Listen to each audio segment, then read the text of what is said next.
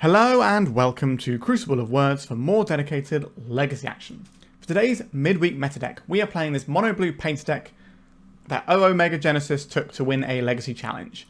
Now, I think it was last week or maybe the week before, we played a Monoblue painter deck, but this is the other build of Monoblue painter that is doing very well. I think in the last 2 weeks, Monoblue painter has been the most successful deck online. It has gone from having maybe 3 challenge top 8s to now it's got like 15. It's the big breakout deck at the moment, so this is the place to show it off. So what is this deck trying to do? Well, we assemble Painter's Servant and Grindstone, and then our opponent's library, all the cards in it will be the same colour, so when we activate Grindstone, we'll mill them out completely. That is how we're winning. If they've got something like an Emrakul, then we have a Saga Lantern that can exile their graveyard in response to the Emrakul trigger, and we can win through that. That is our primary win condition.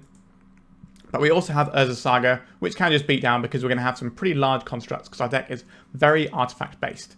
We have a lot of card advantage, which is kind of the main draw of playing this deck, pun intended. So we have 4 Thoughtcasts, 4 The One Ring, 4 Stock-Ups, and 4 Emry. So we can set up One Ring loops, where we just play the One Ring every turn with an Emry if we have 2, and then we can just have protection all the time. We can obviously use our Emry to play all of our Painters and Grindstone. We can Grindstone ourselves. There's a lot of stuff going on here. We've got a decent amount of artifacts to trigger our Thoughtcast and make sure that we can crack those off. We've got some Seat of the Synods here. We've got Lotus Petals, Mox Opals. But instead of doing like loads and loads of zeros with baubles and stuff like that, we're actually doing something that I quite like here, which is going a little bit bigger with things like Grim Monolith. So we can just power out the One Ring, or we can power out lots of mana. Now our combo is a 6 mana combo. We can obviously break that up into little chunks of 1, 2, and 3 in terms of the activation. So having a big mana draw like this Grim Monolith can just jump us up the curve, can allow us to win on turn 3 quite easily. So I really like this. We also have a Manifold Key that we can get off of our Urza Saga, which allows us to untap our Grim Monolith a bunch, or it can untap our One Ring. And then we've all seen what it looks like when you start untapping the One Ring. It's pretty gross.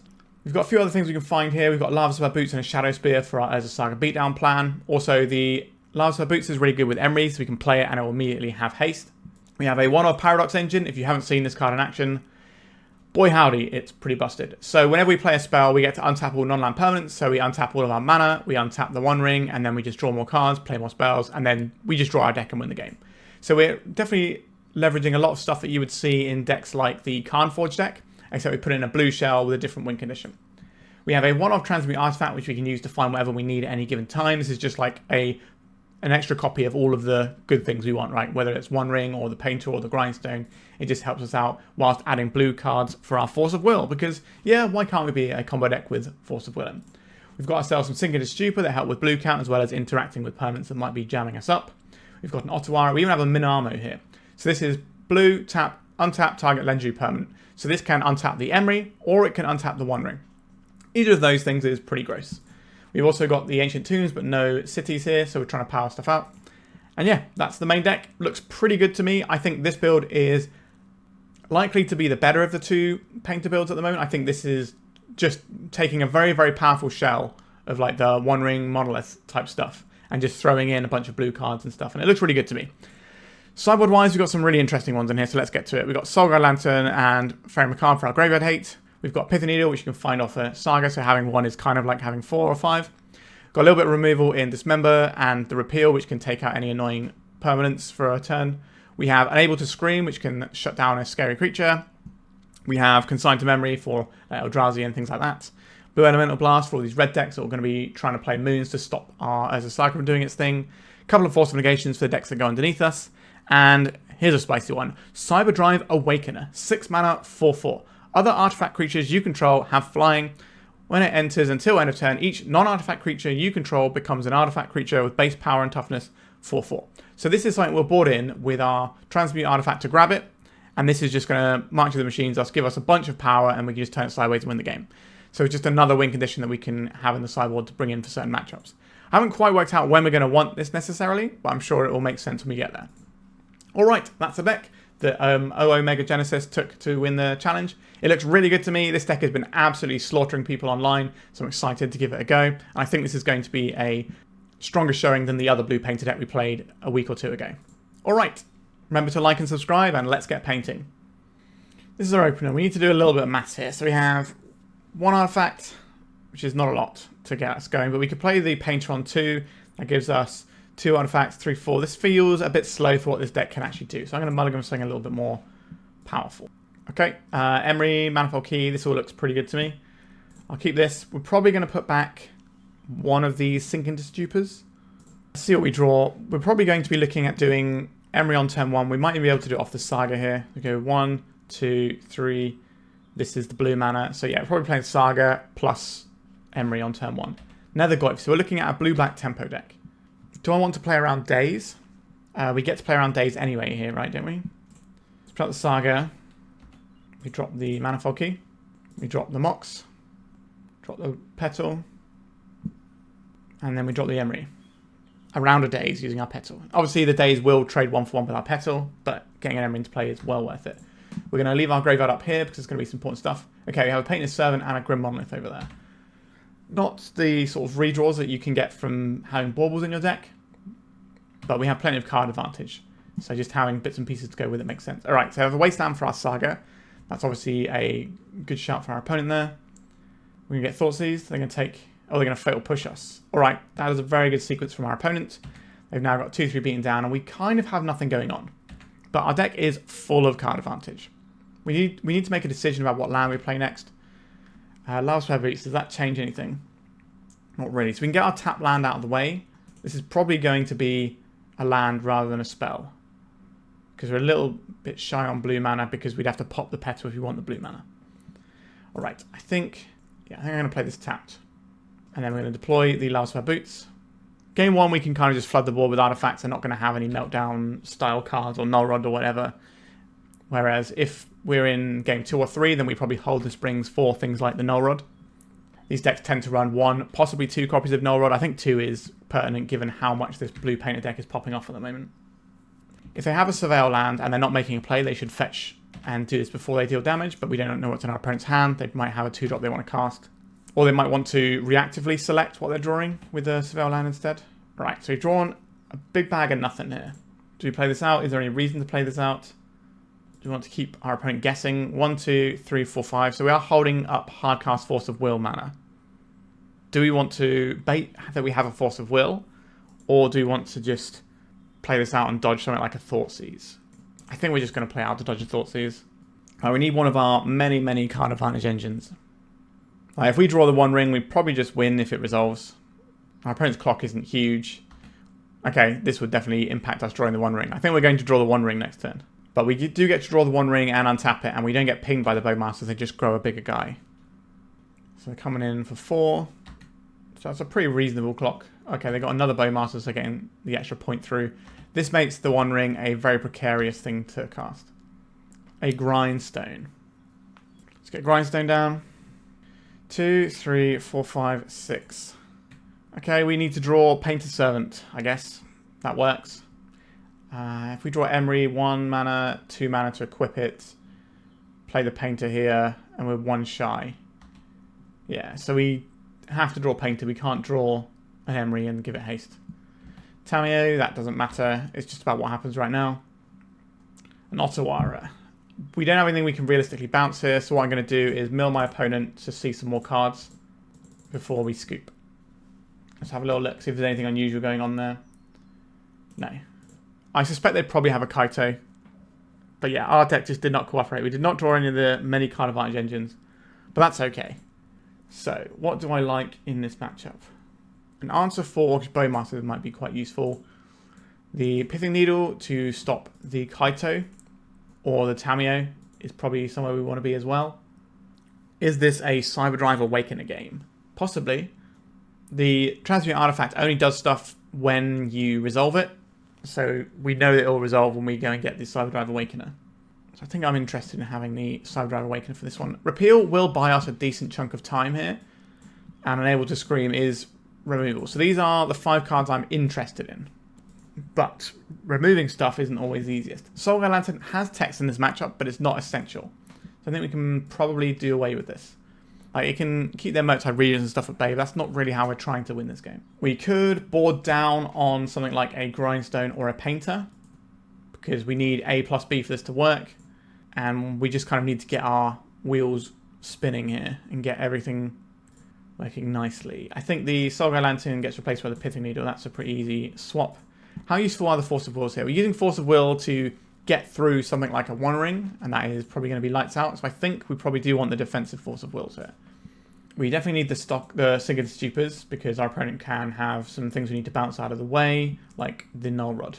So maybe we are looking at trimming something like a Grindstone here, because we have the Sagas, we can find them more easily anyway. That gets us a different win condition in Cyberdrive Awakener. Do we need the Lavaspur Boots or the Shadowspear? We probably need them. We probably want the Mox in as well. We could possibly trim a Mox or a Petal. I don't feel great about that one though. Maybe we'll trim one Thoughtcast to get this Unable to Scream.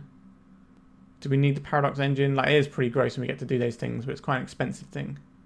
I think that's fine. Okay, we'll have a... Do you want a Repeal or a Dismember? I think we'll take the Dismember over the Repeal. And we'll try and work with this selection. What does this hand do? This is a turn 2 Emry, but if we get wastelanded, it's just off. Because we can play the Sigurd Stupor tapped. Next turn we can play Ancient Tomb, Mox Opal, Emry. But we're relatively close to doing One Ring stuff. So I think we can test our opponent's counter magic with this, and then eventually get there with the One Ring. And this combo of these two cards is just lights out. I suspect our opponent is going to have some amount of counter magic in their deck, and that's probably what they're digging for, or some sort of interaction.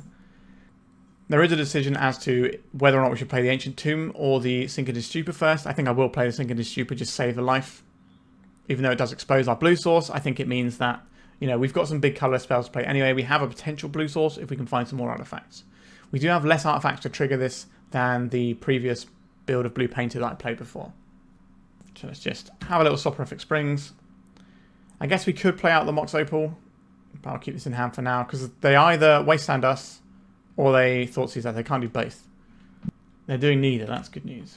Let's play a Mox Opal. Let's play an Emry around a Daze. We take damage for this, but it's okay. So this requires a Fatal Push. They've seen the Cyberdrive Awakener. That is unfortunate for us. It means it's no longer in our deck to tutor for. Obviously, the Emry can go and grab it later on, but it's a lot more telegraphed now. Here comes a Fatal Push. Yep, so this game is playing out similarly to the previous one, except this time we have more stuff to keep going in our hand. Underground Sea. I don't want to play a stock up into a Daze, so if we draw a land, I can play the stock up. Okay, a Lotus Petal is fine. I will do this, and I will cast stock up. The chances are we can hit something that turns on our Emry. Stock up is the reason this deck exists right now. So I would quite like a land. So I think I'm going to take this island. And then probably just another stock up. Just keep stocking up. Stock up is a more powerful card than the Thoughtcast. Play this out. Play out this Emry. Crack a Lotus Petal to pay for a Daze. Force of Will just gets it, but we don't care if it gets forced that much because it means that force doesn't get pointed at one of these cards in our hand. Alright, what are we doing here? We've lost 2 Sagas.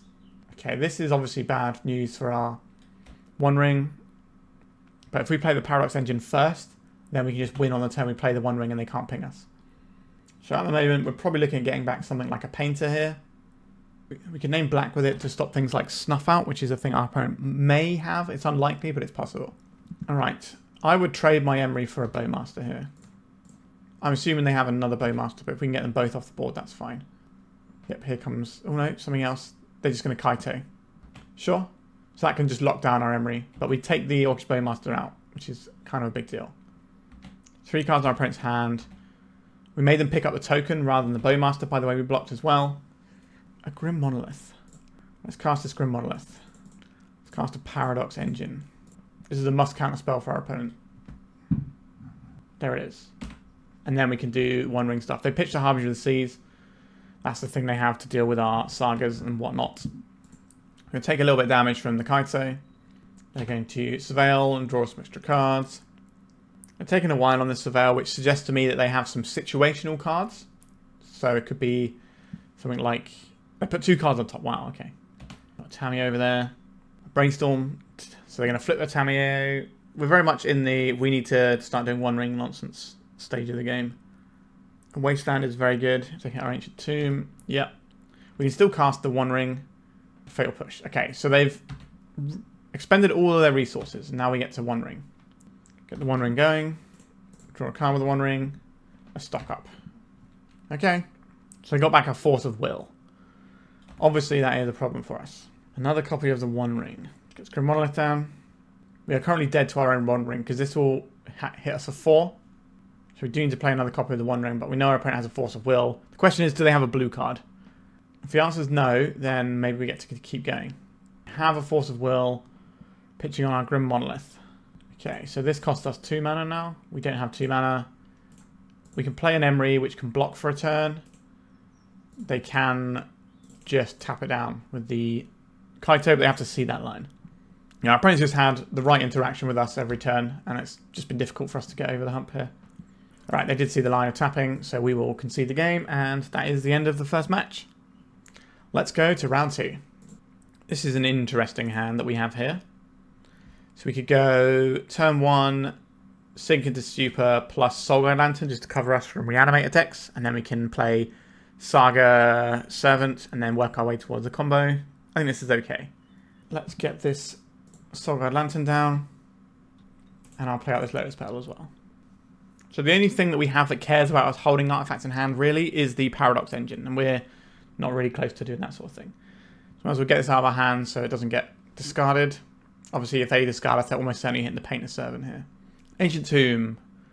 Chrome Mox. We're looking at some kind of prison deck here. This is going to be imprinting a red source. We're going to just see like classic mono red Stompy. Broadside. Certainly looks that way. And there is a Broadside. So this Saga Lantern isn't doing very much for us. But they didn't play out a Chalice this turn, which is good news. The One Ring. Not quite where we're at just yet, is it?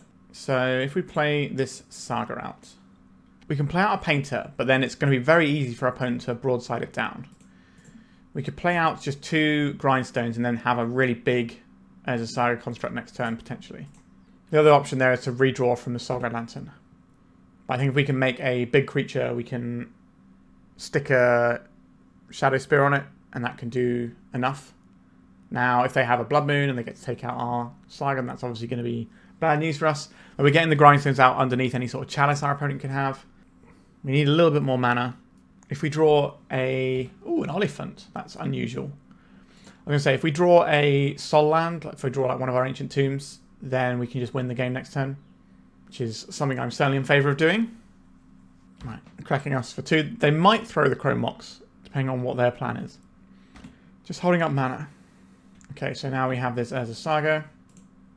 Would I like to deploy the One Ring, or would I like to make a construct? How big will the construct be? 1, 2, 3, 4, 5. So you can make a 5/5. What am I expecting from this? Why are they running black? So what are the good reasons to run black right now? Barragoyf, they would have just played it if they had it, I assume. Orcish Bowmasters, that's something they could hold in hand. That would make sense. Removal spells, so things like Fatal Push or ways of removing stuff, because obviously red has to rely on damage-based removal. So these are the things we have to consider. Painter Servant plays right into that, whereas this One Ring doesn't. The One Ring can play into their Bowmasters a little bit, but all we're doing is looking for mana, and then we get to win next turn. So I think I'm going to deploy this One Ring, instead of playing into the potential removal. Let's draw a card with the One Ring. Force of Will. That will certainly come in handy, I suspect. So we have 1 mana, 2 mana, 3 mana, 4 mana, because this can go and get us a Mox. So we're just looking for 1 more piece of mana off of our draw and 2 One Ring draws. And ideally a blue card would be excellent as well. But we get to see 3 more cards. And because our opponent's playing black, they might not be running Blood Moon, or it might just be a sideboard thing. We'll see. Another Bombardiers. So these don't actually do anything this turn, which is great news for us. And we can hopefully just untap and win the game. Our opponent has Fatal Push mana over there. Okay, we found a piece of mana. That's good news. So this probably just gets us a Lotus Petal now. Or we could get a Mox Opal and then crack it and then play the other one, but it doesn't really matter. Okay, let's tap the One Ring. So we'll play out this Mox. We have Force of Will. So we have 2 mana here. 1, 2, 3. Yeah, so we have enough to do. We can't cast this stock up, but we still have Force of Will. So we name blue. And do we just fire this off now while our opponent has less mana? I think that's correct. I think they only have 1 spell in them right now. So they're going to fire off their removal spell, and we're going to force it. Untimely Malfunction. Change the target of a spell or ability with a single target. That's pretty cool. But it's not going to work because we have this Force of Will. And then are they going to show us their whole deck? I would like to see it. Okay, they don't want to show us their whole deck, which makes sense because there's obviously a lot of mysteries held into what they're doing because this is not a typical deck over there. So, if they're playing Cyclers, like the Oliphant, they probably have a Troll, which means they probably have Reanimate. So there is some potential for reanimation spells. Obviously, the Blue Blasts just come right in. I think we need to keep hold of our forces. Do we need some removal for like things like Bombardiers? Because the board control against our Painter is very irritating. We can obviously work around it like we did then, but it's not always going to be a guaranteed way of doing things. I think Unable to Scream is quite nice. I think these all have some merit to them as well. I don't think we want to go to the Consign to Memory line either. I don't think we're on Repeal. Right, repealing a Chromox is interesting, but I think our opponent is running reanimation spells, so I don't think they're going to be running Chalice. So I could be wrong, but I don't think they are. We still have the 3 sink into Stupors if that is the case, and we can obviously counter on the way down. I think this is a selection of stuff we're interested in. I don't believe... do we need the Lavaspur Boots? We probably do, don't we? Transmute Artifact, our combo stuff. It's very hard to sideboard with this deck. That's what I'm discovering here. Maybe we trim one Emry because our opponent might be bringing in ley lines. So let's just do 1 for 1. Okay, so that gets us 1 Blue Blast. That's the best. We can probably trim 1 Thoughtcast. That gets us a 2nd Blue Blast. These are the best cards in this matchup by the looks of things. Would I like another Soulguide Lantern or would I like these Faerie Macabres? I think Soulguide Lantern just works better with what we're doing. We don't know for sure that they're doing graveyard stuff. It's just like, it seems like that's what they would be doing. They probably have a bunch of ways of blowing up artifacts. It's very hard to sideboard with this deck, isn't it? Maybe we don't get to have the extra Soulguide Lantern here. Maybe we trim back. Emry's like one of our better early plays, though. I don't really want to get rid of that one. I don't think we're going to Shadowspear in this game, actually. Okay, so we managed to fit 3 cards in. I'm not sure how to fit the rest in, to be honest. So we're just going to keep it like this. I think getting the reps in and learning your sideboard is quite key with this deck, which is obviously something that I don't have time to do when I play so many decks. So, what does this hand do? So we can go Sink. Do we want to keep this as a spell, though? So we probably play Seat into Saga and then just start rolling the Saga train. Don't know what that mountain's from, but it's very nice. Oh, it's the Bob Ross one. I was going to say it looks like a Bob Ross one. There you go. Unable to Scream. Okay, I will play out the Lotus Petal ahead of time here because our opponent might have a Chalice for 0 or something. It's possible. They also might have Meltdown. I guess we have to counter Meltdown if they have it. Okay, so Cyclone Troll. So I do think they are doing some graveyard stuff. We have to make decisions about whether or not we want to Force of Will. I think just Unable to Scream is the easier thing to point at a big creature, though. Ancient Tomb. Does that change anything here? 3 mana, 4/5. So we can just cast a Thoughtcast here, or we could cast the One Ring. When is it wrong to cast the One Ring? That is the question. This card is pretty busted. Let's just put the One Ring on the stack. We have a Force of Will if we need it. The card disadvantage in the Force of Will doesn't really matter because we have this perfect card draw engine. We're going to see a Bowmasters. I think we counterspell the Bowmasters. We can probably pitch the Thoughtcast since we have our card draw here, but then if we get caught underneath something like a Null Rod, although is our opponent's Chromox deck really running Null Rods? Okay, Transmute Artifact. That is interesting. That gets us towards our combo when we want to, provided we have blue-blue.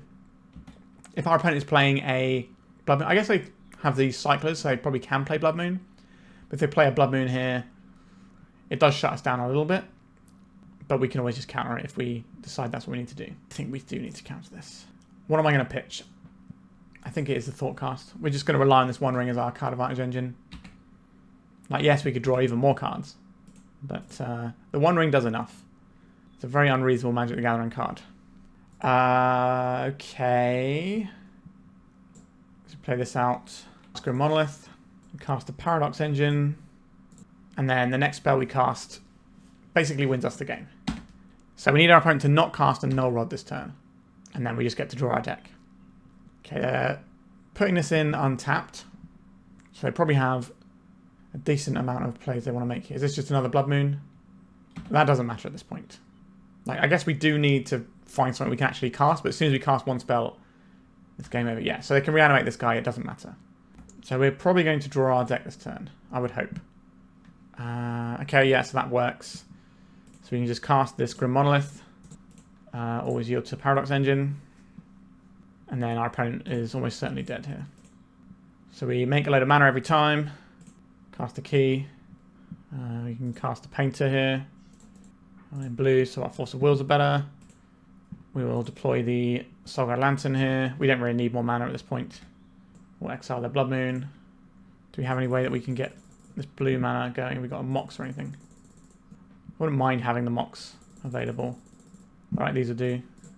So this allows us to have Blue Blast as well. We've got our forces. We've got the Saga Lantern as well if we need to stop our opponent from recycling their graveyard for some reason. Just point us at our opponent. And yeah, that's their whole thing. Okay, let's have a little look at that list, because I'm curious. Yes, they did have the Bowmasters like I suspected they might. They've got Molten Collapse, there's a bit of removal. Yeah, just kind of like black-red good stuff, I guess. But yeah, we smashed through that matchup pretty handily. Our opponent didn't have the right pieces of interaction with us, and we absolutely steamrolled them. The One Ring is pretty busted. Let's go to round 3. Alright, this is just a good old-fashioned Painter hand, isn't it? We can keep this. This is a turn 3 Goldfish if we want it, and then we can pivot into an Urza Saga. Depending on what our opponent's doing, it might change how we want to interact. What is that? That's an island, okay. So we have to worry about days here. We can play around it by playing the Ancient Tomb out. We could play Saga into Grindstone this turn and just start cranking out the constructs and then win with the Painter later on. So normally, the reason you would want to do the turn 3 combo with the Painter is if you're against a deck where the clock matters. But if our opponent's just basic island pass, that might not be the case. So we'll play out this Urza Saga. So we need to go for the value lines, I think. Give them basic island pass. So we'll play this out. If they want to interact with this, it doesn't really matter that much because the Urza Saga can find us another one anyway. The next time we can crank out a construct. Just keep Cavernous Souls. Are we on Merfolk? Or is this going to be like on Wizard? It's on Wizard, okay. I've just been playing against a lot of Merfolk lately. And it's been confusing me. So our opponent is probably on the Scepter Breakfast deck. So we have 3 mana here, 4, 5. So we have the win right now if we want it. We can force our opponent to interact. Given that our opponent can clock us and just kill us, I think that is worth doing. Wait, this is 3 mana, isn't it? So this is 3, 4. No, so actually we're 1 mana shy here, aren't we? Whoops. Okay. I messed that one up slightly. What am I doing here? I think we should have just stocked up or played the Painter here. Alright, we're just going to hold open. I did not like the way I played that turn at all. Is this going to be Wizard Cycling? It is Wizard Cycling. This is going to go and get Cephalid Illusionist or Nardu. Thundertrap Trainer. Okay, we're on a whole different thing here. Okay. Maybe we're just on like Wizard Kindred. Alright, so got another island. Alright, we are probably not on Breakfast then. That changes how we should have played this one out. There is the Trainer. What are you going to reveal? They don't reveal this one, do they actually? Oh, they reveal, yeah. So it's like Narset. Non-land, non-creature. So we at least get to know what we're up against. So we can use the Grim Monolith into the Urza Saga. It's not ideal. Intuition. Don't like the sound of that one very much. We could just try and combo this turn into our opponent's 6-card blue, more like mono blue deck. Or we can try and get some Sagas going. If we get the Saga going, we use the Monolith now. Alternatively, next turn, we have 3, 4, 5, 6, 7 mana. So we play the Paradox Engine and the Painter's Servant. It means we don't make an Urza Saga construct this turn. Alright. I'll float some mana here. This could be a mistake. What do I want here? More mana is useful. The Manifold Key is probably the easiest way to get access to more mana, though. Alright, so let's untap our Grim Monolith here. Let's try a Paradox Engine. This is presumably good enough to warrant a counterspell. A Force of Will pitching Thought Lash. Okay, now I know what our opponent is up to. Understood. So we don't have enough mana to do everything we want here, do we? We have 1, 2, 3, 4 mana, and we need 5. So this is probably a stock up turn. Do we want an artifact in play for stock up? Let's stock right up. We do have to tap our Ancient Tomb, but I don't think we're going to die based on life total this game. These are not the things I wanted. The Otawara is probably going to be useful at some point. Thoughtcast is very much just a draw 2. Do I need the immediate card draw, or do you need the One Ring? The One Ring protects us a little bit, but not really because of the way our opponent's deck functions. So I think it is the Thoughtcast here, just get the immediate draw. We don't get to play anything else out now. I was looking for a Force of Will. So our opponent's deck is a Lash Gordon deck. So they have Thought Lash, they have Thassa's Oracle. So they rip their whole deck away and then Thassa's Oracle win. So the One Ring doesn't stop us from losing to that. Stock up. Yep. Everyone is stocking up. I'll probably try and put another Lash Gordon deck on the channel at some point. I do enjoy this deck a bit. Maybe we'll wait till after the ban announcement. Intriguing. I think we play out this island. Do I want to try and work my way towards something else? So we have 2 mana here. 3, 4, 5, 6. If we play out this Grim Monolith first. So this is 3 mana. We could Thoughtcast for 1 mana. But that leaves us unable to... I guess we have 1 mana here to make more.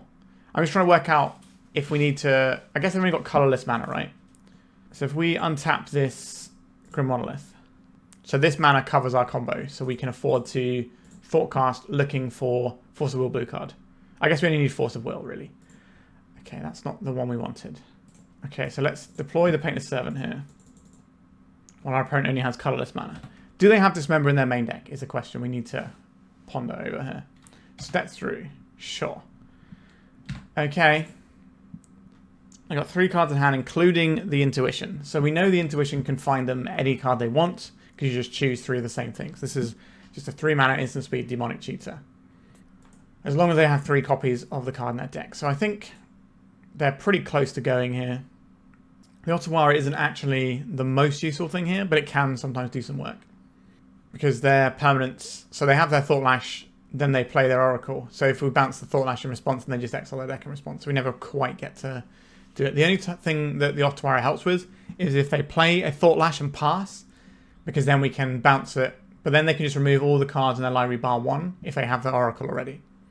But we're going to draw some more cards and see where we end up. Maybe we should have taken the One Ring before and just tried to leverage that. Maybe force our opponent's counter spells towards the One Ring instead of trying to paint it through. But I didn't expect them to have the double force. And I think just trying to get the game won when our opponent has a win condition that we can't really interact with very well. Makes sense. Right. They did nothing. Interesting. Let's try a Thoughtcast here. Okay, we didn't get the thing I wanted. So we can untap a Grim Monolith here. And we can... What is the bigger prize here? Is it the Emry or is it the Is it the One Ring? I think, weirdly, it might be the Emry, because the Emry just wins us the game next turn. So we're going to play the One Ring out into our opponent's counter magic that they may or may not have. They can obviously Intuition for a piece of counter magic if they feel the need. Right, we're just in. Let's draw a card. An Ancient Tomb. Let's cast the Emry. We're going to stick our graveyard up here so we can have a look. We're obviously just going to be getting a Painter and trying to win that way. Alright, our opponent has probably an Intuition at our end step, and then maybe they get to win the game next turn. They need 6 mana to win, so they have 2, 3, 4, 5. So another land would do it. One too many Force of Wills for us to handle there. Okay, they started tapping mana, then went against it. That's really interesting. I don't know why you wouldn't just get this Intuition off, because it doesn't really do very much on its own. You need to go and get the card and then deploy the card, so it's quite a mana-intensive play to get something with this and then use it.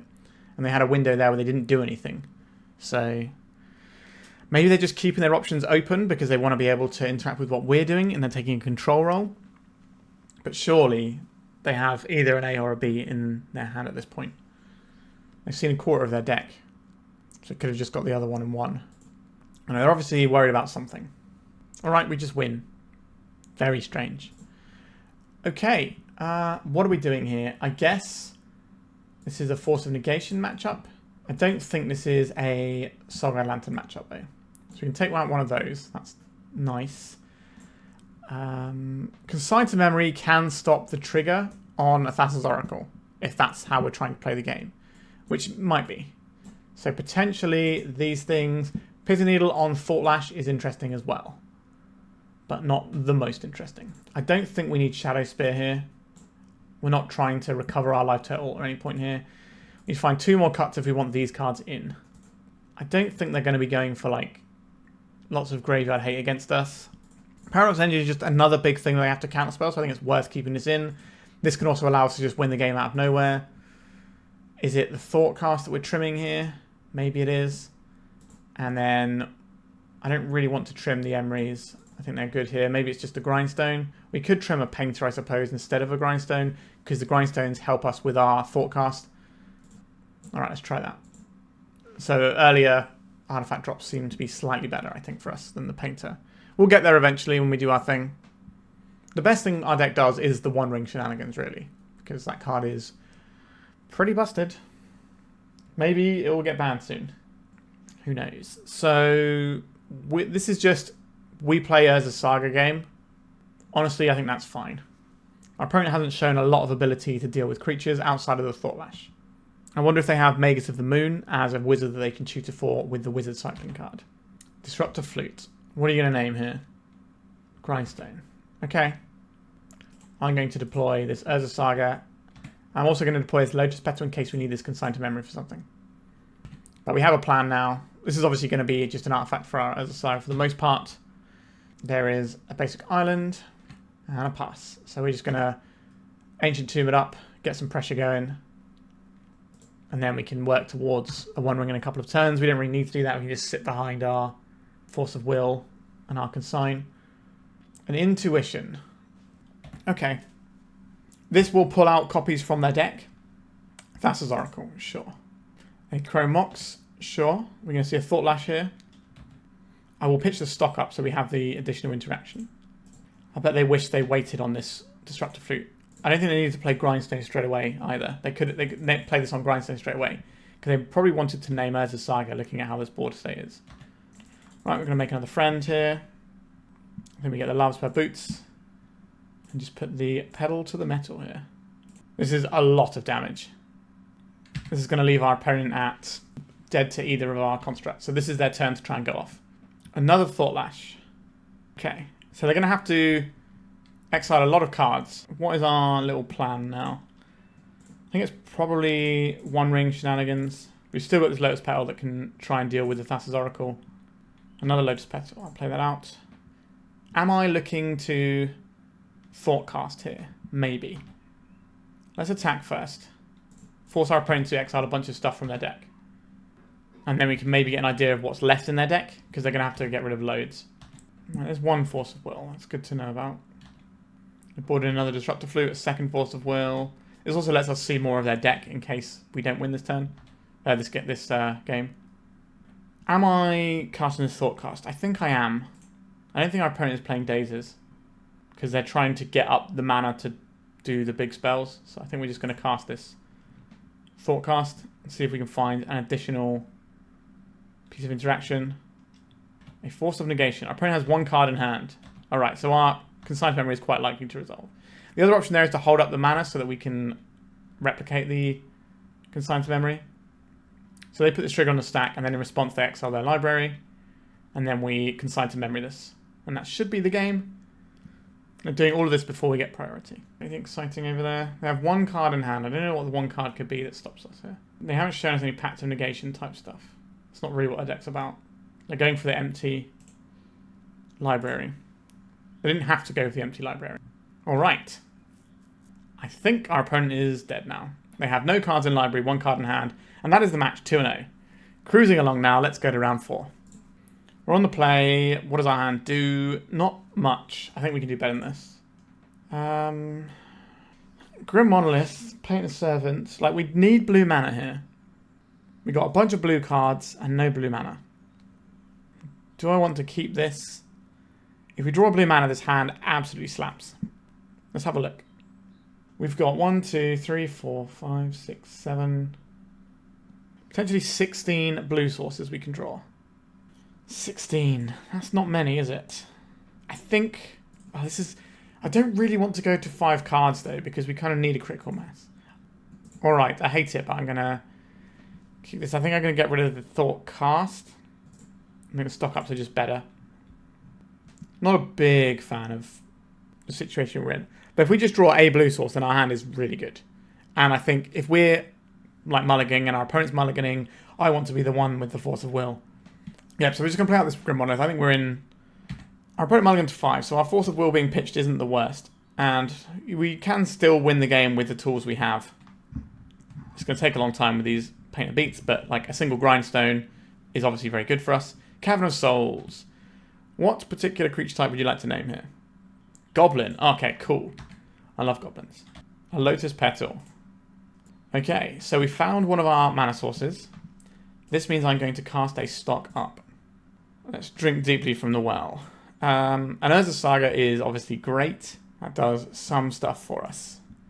And I think that means we're probably taking the One Ring here as a thing to do afterwards. Or we can take a blue card for our Force of Will. And with the hopes of maybe playing this stock up eventually, because the Saga will get us a Mox. Yeah, okay, I'm going to take the Thoughtcast for the Force of Will. Obviously, our opponent has a Cavern, so Force of Will not necessarily the most reliable thing I've ever seen. But if it prevents our like painter getting killed on the turn we go for it, that is really good. If we draw a Grindstone, we can just win the game. A Goblin Matron.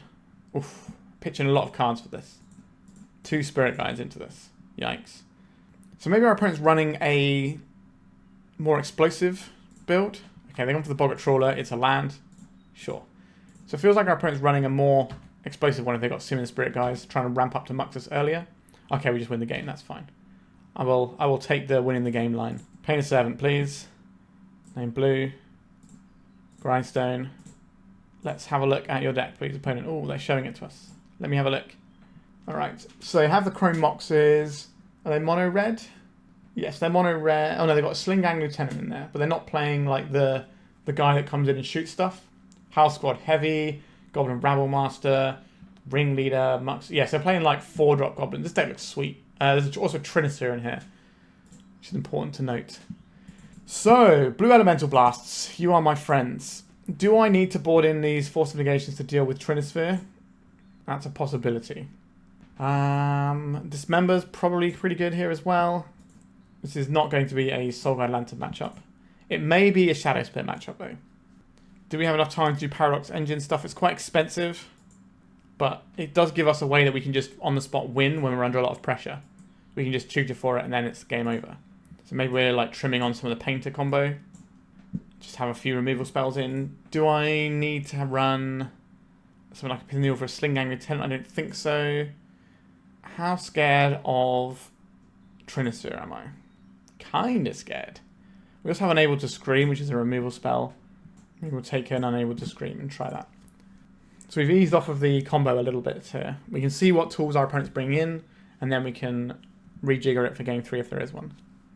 I'm still not very confident with sideboarding with this deck. It feels like the deck has so many like constituent parts that are relevant that it's very hard to trim what the best stuff is. I'm not really used to playing 8-cast decks either, so I don't have that learning that I can bring to playing this. Stock up is useful. A removal spell is useful. I think this is a keep. We can maybe fire off a Dismember on 1 and then go for a stock up on 2. I just don't know if we're going to need to stock up on turn 1 at the cost of a Lotus Petal, because this Lotus Petal might be really important if we get Blood Mooned as our blue source that breaks us out of it using our Blue Blast. So I think we're kind of incentivized to go slow. We can also use the Lotus Petal later on to channel a Otawara. A Grim Monolith. Is that better for us to cast now than... Our opponent's playing Trinisphere. It probably is correct just to play out this Grim Monolith, isn't it? This just lets us get through any Trinisphere nonsense next turn. Now we could play the Painted Servant and whatever, or play the stock up of our Lotus Petal, but I don't really want to do that. Our opponent's more likely to blow up our artifacts than discard them from our hand, so I'm going to keep the Lotus Petal in hand until we need it. Because I'm more likely to have like Meltdown and Fiery Confluence than anything else. Ancient Tomb. Is this going to be a Blood Moon? It's just the Broadside Bombardiers. I think we take 2 this turn. We can dismember it next turn if we want to. Sink into Stupor. I would very much like to cast a Dismember this, so a stock up this turn. So I think that means I'm playing out this seat and casting the stock up. We're going to be hemorrhaging quite a lot of life here. I like stock up quite a lot here. I like the Saga, but it could be a downside into a Moon. I'll take the Saga. We can't play it this turn though. So this is going to be a bit of a painful turn, I think. I think this is Painted Servant plus Dismember on their broadside. I don't really want to name blue because of their red blasts that they might have brought in. Let's name black. Alright, we have expended half of our life total already this game. But this gets us to the win. This might get us to the win. And look how sweet this black Grim Monolith looks. I do quite like the look of our opponent's deck. I like the big stompy goblins. I really enjoyed playing Turbo Muxus when that was a thing that we were allowed to do. City of Traitors and an Ancient Tomb. Is this going to be just a Big Daddy Muxus? I think it is. Alright, how bad is this for us? Let's find out. Double broadside. This is 4 and this is lethal, right? They attack with both of these. So this is why Muxus is so savage. So these come in. We can't block them because they have Menace. So that puts us to 6. And they can fling the Muxus for 8. I can't even be mad. I love this guy. I love this guy. Yeah. Okay. Okay. Spooky Muxus. Getting it done. Maybe we do want more of our combo pieces. And we just want the ability to go underneath what our opponent's doing. Because eventually they might just stick a Muxus and we're in trouble. We could consign to memory to hit the Muxus trigger. What other triggers can this actually deal with though? Ringleader trigger. Matron trigger. Sling-Gang Lieutenant enters a battlefield effect. It's kind of whatever, but interesting. Maybe we just want to be comboing rather than trying to interact with their creatures if we're on the play here, which would mean something like losing Shadowspear and maybe Dismember. That gets us back in 2 more combo pieces. And if we want the other one, maybe we just have this Painted Servant and just rely on our forces. Alright, this painter wants us to know it's in our deck and it won't get smaller. Alright, maybe I'm going to try it like this. We still have this Unable to Scream, which doesn't cost us life, which is kind of a big deal. But maybe having a Consign just for Muxus is better. Alright, we'll try this. I think we just want to go underneath what our opponent's doing for the most part. What does this hand do? Turn 1, Saga, Key, then what? Nothing really. Saga, Key, next turn, and Grim Monolith, but we don't get to make a token with this, but we do get towards early painted combat. Yeah, okay, this is fine. This is just turn 3, get our combo piece going. Unless we get Meltdown, which would just win the game, I think. We don't have the Force of Will to counter it. Our opponent is unlikely to do much on turn. Actually, that's not true. They got Chromox and stuff, but they're playing a basic. They're definitely not doing anything. They need a Soul Land here. Okay, we're doing it here. Play this, pay 3 life. Play this Grim Monolith. So this is 3 mana. 4/5. So we can play this and this, but we can't crack it this turn. Are we just keeping this in hand as a little surprise so we can try and just win the game next turn without leaving this vulnerable to sorcery speed removal spells? I think that is the play. We just go and Goldfish our opponent on turn 3, hopefully. So we want them to play like Broadside Bombardiers or something. That would be the ideal thing. Or just, you know, just a guy. Just play a guy, please. A Goblin Matron, even better. Doesn't attack us with damage. But they might be able to find something that interacts with us here. Not quite sure what, though. An Earwig Squad. Okay, if you're unfamiliar with this one, Prowl. So if you've dealt damage with the combat damage with a rogue to a player, then you get to do the Prowl cost. It's a 3 mana 5/3 that searches your opponent's library for 3 cards and exiles them. Pretty good, but not good enough, I'm afraid. We're going to get a Mox here. So this is 4, 5, 6 mana, which is the exact mana we need. Is there any point untapping Grim Monolith? I guess it doesn't hurt. We should have left the blue mana in the pool. That was a mistake. We'll name black, I guess. We should have left blue mana in the pool, because if they have something like an Emrakul they've boarded in precisely for this situation, then we just punted it. Pyrokinesis. Kinesis is good. Okay. So I guess the plan is stock up or Emry can get us there. Oh, sorry, this is if it's a Goblin or a Rogue. So they could attack with this and then Earwig Squad us. A Muxus, so that is just better, isn't it? Are we dead this turn? No. Okay. Pretty good. They got another Matron here. So this cracks for 2, 3 damage. And then they can fling this for 8. So we're not dead, but we haven't got a lot of time to get through this one. Ringleader. They can sack a bunch of stuff to cast this as well. I don't think they're going to do that. I think they're just going to attack us first. And what would they even sacrifice here, right? You're not sacrificing these. You need 4 mana. So I think unless they have a Spirit Guide in hand, then they could sack this, this, and this. And they lose 1 damage, we get a Ringleader hit in. And then they can throw the Ringleader for 6. Yeah, we completely punted the last turn. We thought we were just going to win. We could have played an Emry out. Obviously, Emry would just die into this board. But yeah, not leaving the blue in the pool was a massive mistake. I don't know if it's actually going to matter, though. Alright, they're throwing this at us, and then they throw the other Bombardiers. Yeah, so we're just dead here, aren't we? GG's. That was sweet. Yeah, I think we just had to send it into the Pyrokinesis. We could have just played more cagey and held up the Consign to Memory, but I don't think that's a winning line either. Alright, we got Goblin pretty hard. That deck looks really sweet. Alright, so we are 2-2 going to the final round, so positive record on the line. Okay, we have a turn 2 copy of the One Ring. We also get to stock up on turn 1 as well. That sounds like something I want to do. Yes, it costs us our Lotus Petal, but that's fine. We have other stuff to do anyway. Our opponent is on the play. Lotus Petal. Our opponent is probably up to no good. Lion's Eye Diamond. Our opponent is definitely up to no good. We're just going to get turn 1. Dark Ritual. Okay. Is this going to be the Epic Storm? This is going to crack and then Echo Vions. Or are we going to have some more mana and cast a Beseech the Mirror? A Goblin Charbelcher. Okay, so this is just Oops and they're going to turn 1 us. Okay, so Oops decks are starting to run Goblin Charbelchers. They just have way more ways of killing us now. Right, so we'll let them reveal their library so we can just see their list. They are very much the deck that shows you what they're doing. Alright, so let's have a little look at their revealed pile. They've got the Disciple of Frail Eyes, which means Force of Vigor is going to be in their sideboard. Alright. So, we need to have Graveyard Hate for what they're doing. We also need to have Pithing Needle for the Charbelcher. We just need to have all the things that interact with our opponent, basically. Consign to Memory is getting there. Doing your Repeal, that's probably not going to help very much. Okay, so I would like these 9 cards. So we're quite the shift around things here. So we just need to not lose this game. So we don't really need a Paradox Engine. Obviously we don't need the Shadowspear or the Lavaspur Boots. We want to keep lots of blue cards here. We'll keep 1 of each of these combo pieces. So we can eventually win with it when the time comes. Emry allows us to recur stuff, so we definitely want to have this. Stock ups are expensive. They dig us into ways of messing with our opponents. The One Ring is pretty good here, but maybe a touch slow. Maybe we're going to trim 2 copies of the One Ring, as wild as that is. I think actually we should trim a copy of Grim Monolith rather than the One Ring here. Like what we're using this mana for, right? If we're boarding out a bunch of stuff.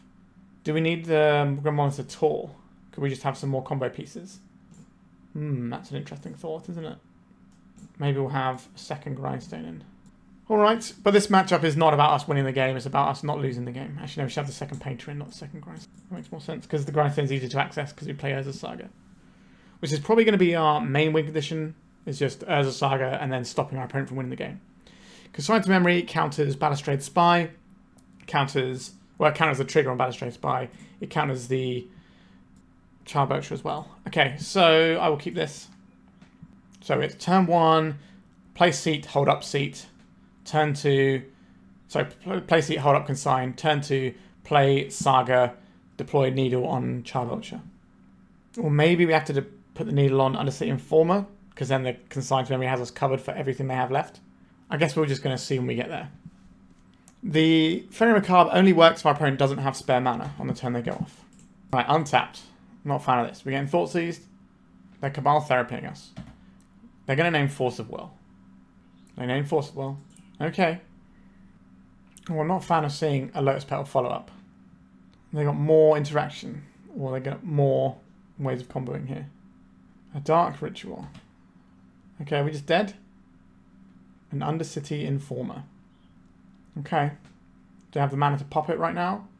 They would have to have 2 pieces of mana in hand for this to work. So it needs to be a specific hand that they had with all of those cards for it to beat us here. Our Spirit Guide has entered the zone. There is 1 Narcomoeba there. Let's pop it out so it's bigger so we can work out what we're exiling here.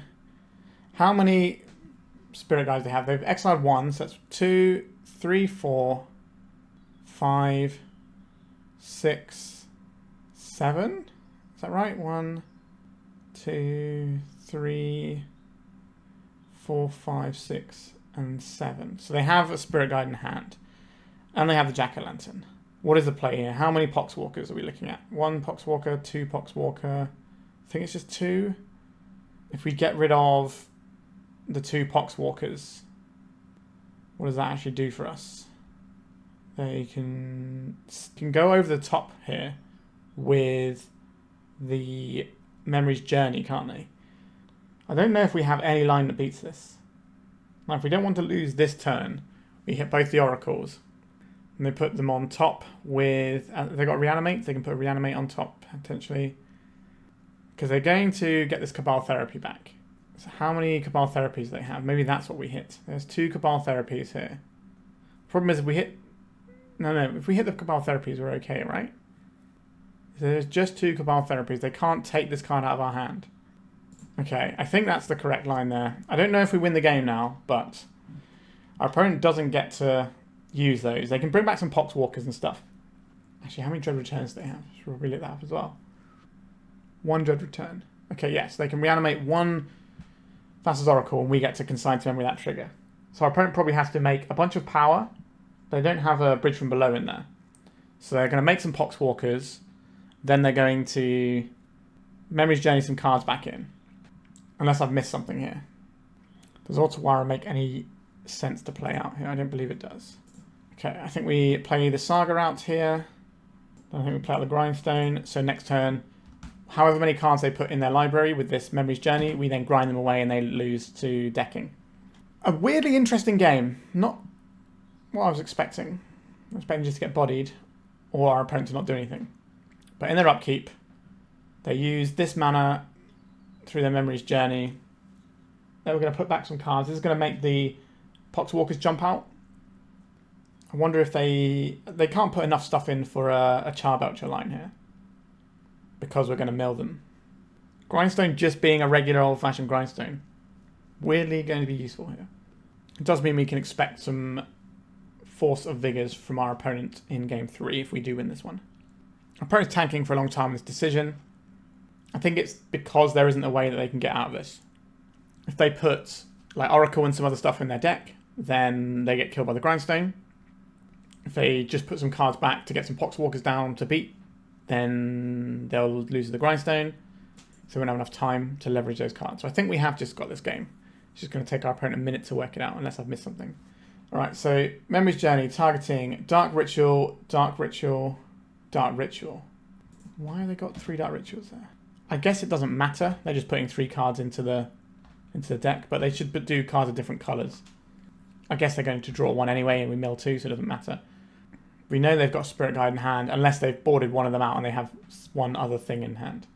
There's only 3 Goblin Charbelchers. But again, the Consign to Emry just covers us. So let's hypothetically say they're casting a Dread Return on a Thassa's Oracle. So this comes back, then the Thassa's Oracle comes out, and then we consign the trigger. So let's say they have a Charbelcher in hand. The Grindstone should kill them.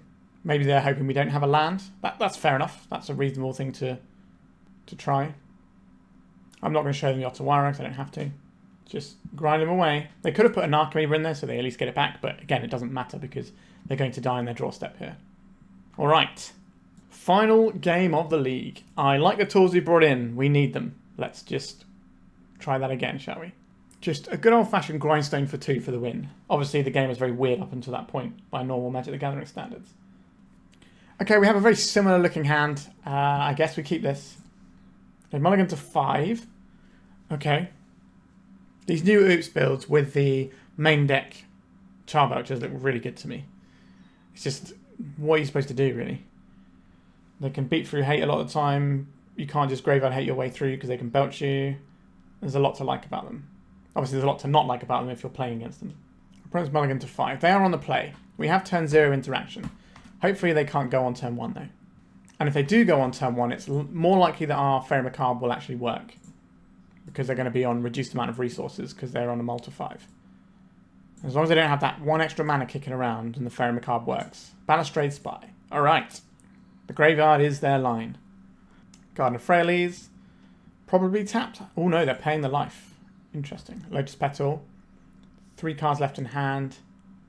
What is it going to be? Dark Ritual. What is the last card in our opponent's hand? We can work it out when we see their graveyard. So we'll let this trigger resolve. And then we're going to pop this out and we're going to have a nice little examination here. How many packs of negation does our opponent have in their graveyard? All 4. Okay. What about Spirit Guides? 1, 2, 3, 4, 5, 6. 1, 2, 3, 4.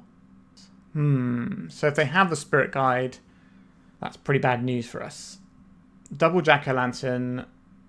Would they have boarded out Spirit Guides? They get Force of Vigors in? Maybe. Maybe that's the thing they do. 1 Cabal Therapy. They had 2 before. There's 2 in there. What about Undersea Informer? 1, 2, 3, 4. So not that. They have a lot less Giant as well as the Thassa's Oracle kill. Both of those are still in there. 1 Spy. 2 Spy. 3rd's in the graveyard. Wait, is that right? 1 Spy.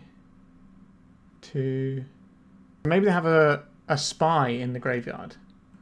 If we assume they have a Spy in the graveyard and they boarded out... Sorry, a Spy in their hand and they boarded out the... Sorry, a Spy in play and they boarded out the one of the Spirit Guides, then our Faerie Macabre works here. They will fire off a Cabal Therapy and they'll probably name this Faerie Macabre. So we probably just need to try and hit the Dread Return, I think. Just the 1 Dread Return that I can count in this... They could have a 2nd Dread Return in their hand. All right, so we're going to... They're doing the Cabal Therapy, the Poxwalkers. We're going to get rid of their Dread Return here. If I can find it again. And then what is the other card that goes? If we get rid of a Poxwalkers...